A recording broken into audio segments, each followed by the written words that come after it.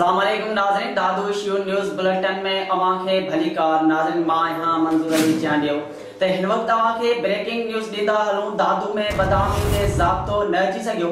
मेहड़ में पुलिस पिकेटन ते हथियार बंदन देरा जमाए छॾिया। अवां खे ब्रेकिंग न्यूज़ ॾींदा हलूं त मेहड़ सिंधी बुटड़ा लिंक रोड ते हथियार बंदन सिम पुलिस पोस्ट वटि हथियारनि जे ज़ोर ते ईंदड़ वेंदड़ माण्हुनि खे रोके फुर लुट कई आहे। अवां खे ब्रेकिंग न्यूज़ ॾींदा हलूं त मेहड़ सिंधी बुटड़ा लिंक रोड ते हथियार बंदन सिम पुलिस पोस्ट वटि हथियारनि जे ज़ोर ते ईंदड़ वेंदड़ माण्हुनि खे रोके फुर लुट कई आहे।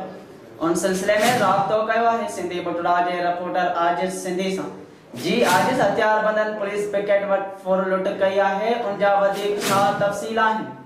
जी, जीअं त सिंधी बुटड़ा में लिंक रोड ते बदअमनी ते काबू न थी सघियो आहे ऐं अॼु शाम 8 बजे धारे 8:30 जे टाइम ते रक्षा मेहर खां रक्षा ते एजाज़ चांडियो पुटु कुर्बान चांडे जो ऐं नज़ीर चांडियो पुटु वज़ीर सोलंकी वापसि सिंधी बुटड़ा अची रहिया हुआ, जन खां हथियार बदल हथियारनि जे ज़ोर ते खेनि यरगमान बणाए ऐं सदर वटां मोबाइल फोनूं रोक रक़म शनाख्ती कार्ड ऐं ॿियो कीमती सामान फुर करे आसानी सां फरार थी विया।